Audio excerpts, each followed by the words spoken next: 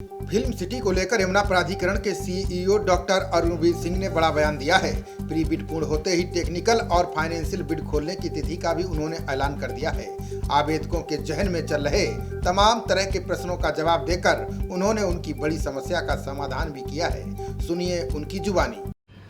Sir, film city की pre bid पूर्ण कर ली गई है, तो सर क्या है पूरा मामला और कब तक ये क्वालिफाई हो जाएगा? देखिए, फिल्म सिटी की 30 सितंबर को स्कीम निकली थी और एक ग्लोबल बिडिंग थी और इसमें 26 तारीख को इसकी प्री बिड बैठक हुई थी, जिसमें आईडीसी सर ने चेयर किया था। और प्री बिड क्वेरी में काफ़ी कंपनियों ने भाग लिया, 23 कंपनियों ने प्रतिभाग किया, जिसमें कि विदेशी कंपनियां भी साउथ कोरिया से और दुबई की कंपनियां भी सम्मिलित थी। इसके अलावा फॉक्स और यूनिवर्सल के भी प्रतिनिधि सम्मिलित हुए, मशहूर निर्माता निर्देशक भी सम्मिलित हुए और सबकी जो क्वेरीज थी सभी को एक एक क्वेरीज को हम लोगों ने अटेंड किया। मुख्य रूप से रेवेन्यू शेयरिंग की परिभाषा पर एक बिंदु था कि इसमें जीएसटी सम्मिलित है कि नहीं, उसको क्लियर किया गया कि जीएसटी इसमें सम्मिलित है।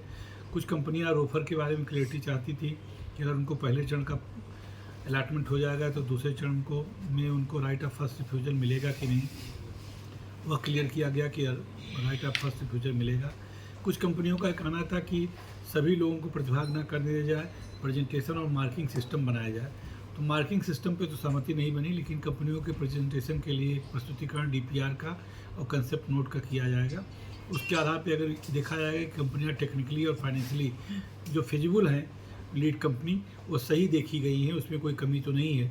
और केवल वही कंपनियां जो एलिजिबिलिटी क्राइटेरिया को 100% पूरा करेंगे, उनको प्रतिभाग करने के लिए उनकी फाइनेंशियल बिड खोली जाएगी।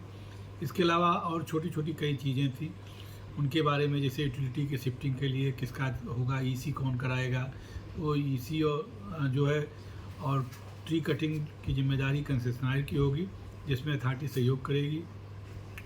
इसके अलावा ईसी लेने का काम भी कंसेशनर का होगा।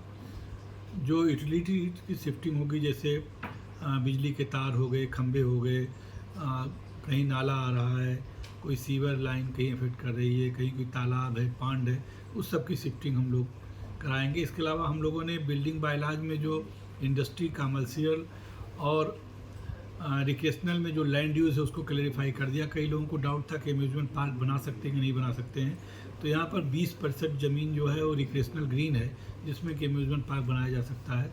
तो ये बहुत विशेष तौर से ये चीज़ें थी कि कमर्शियल होटल, प्लाजा, मॉल्स बनाए जा सकते हैं, तथा इसके साथ साथ यहाँ पर जो है वो अम्यूजमेंट पार्क और थीम पार्क बनाया जा सकता है।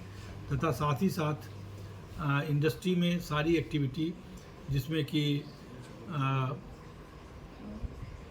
हाई राइज बिल्डिंग्स भी हैं और फ्लैट्स भी बनाए जा सकते हैं, ट्रांजिट हॉस्टल भी, अप स्केल रेजिडेंशियल फैसिलिटी भी बनाई जा सकती है।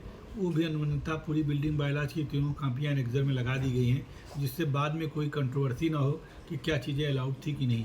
तो प्री बिड में उन तीनों लिस्ट को भी अपलोड कर दिया गया है।